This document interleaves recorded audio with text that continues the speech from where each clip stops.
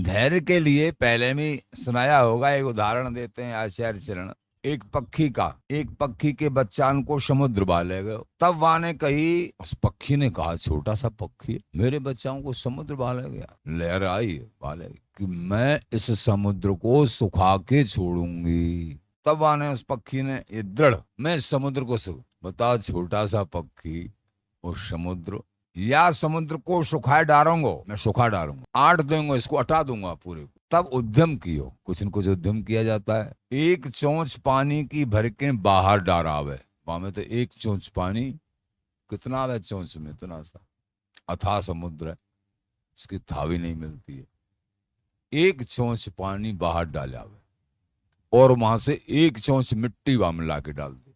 सहज जब ऐसा दृढ़ भाव होता है ना, तो फिर ये नारद जी महाराज बड़ी कृपा करते, ये बड़े महान पुरुष कृपा करते। नारद जी घूमते घूमते देखो अंतर्यामी स्वरूप है, बोले भैया ये तू क्या कर रहा है, एक चोंच पानी बाहर डाल के आता है और एक चोंच मिट्टी उसमें डाल रहा है। कि हाँ महाराज, मेरे बच्चा को समुद्र बहा ले गया है, कि समुद्र तो अथाह है, अपार है, गंभीर है, तू कैसे हटा सकता है समुद्र? तेरो मनोरथ कैसे बनेगो? तेरो मनोरथ नहीं बन पावेगो, तू तो महत्वच्छ एक छोटा सा पक्षी है, तू कैसे हटा सकता है? पक्षी बोलो, महाराज सुनो, या जन्म में नहीं हटेगो तो जब जब जन्म धरूंगो यही काम करूंगा। मेरी और समुद्र की अब ठन गई है, यह है धैर्य। जब जब जन्म धरूंगो, जन्म जन्म ये रगर हमारी, परऊं सम नहीं रहो कुआरी। पार्वती जी कह रही है ना, जन्म जन्मांतर हमारी यही रगर रहेगी, क्या तो मैं भगवान शंकर को वर्ण करूंगी, नहीं तो मैं कुआरी रहूंगी। ये किसी भी मार्ग में देखो बड़ी दृढ़ता।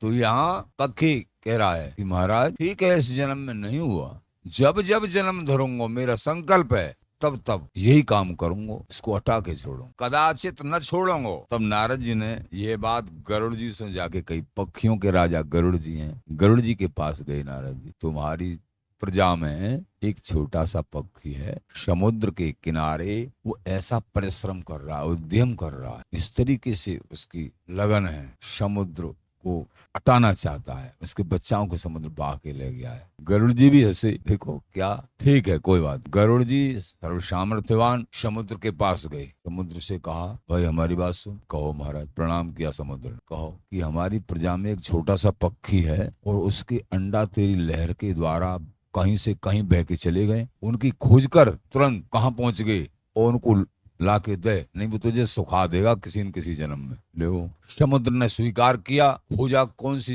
दिशा में अंडे यानी पक्षी चले गए, अंडा चले गए, तरंगों के द्वारा वहां से लाया, उसके सामने वहां, तब उसको संतुष्टि हुई, हाँ मेरे बच्चा मेरे अंडा मुझे प्राप्त हो गए, अब कोई बात नहीं। आचार्य चरण इस दृष्टांत को एक धैर्य के लिए कहते, तुम्हारा धैर्य है, मुझे बिहारी बिहारिन की प्राप्ति चाहिए, मुझे सहस्री भाव चाहिए, मुझे वृंदावन जी का नित्य सुख चाहिए, इसको तो कोई टाल ही नहीं सकता है। संसार की वस्तु मांगेंगे वो नहीं मिलेगी तुम, लेकिन प्रभु को तुम प्रभु से मांगेंगे तो ये अवश्य मिलेंगे। ये ध्यान की बात है, प्रभु से प्रभु को ही मांगेंगे तो वो अवश्य तुमको मिलेंगे, चाहे देरी कितनी भी लग जाए। लेकिन संसार की वस्तु तुम चाहोगे, ये प्रारब्ध के अनुसार मिलती है। अगर दान किया है तुमने, सेवा करी है, तो तुम्हारे इस जीवन में धन धान संपन्नता है, इसमें करोगे तो आगे अगर जन्म मिला तो आगे, अगर जन्म नहीं मिला तो प्रभु की प्रसन्नता मिलेगी।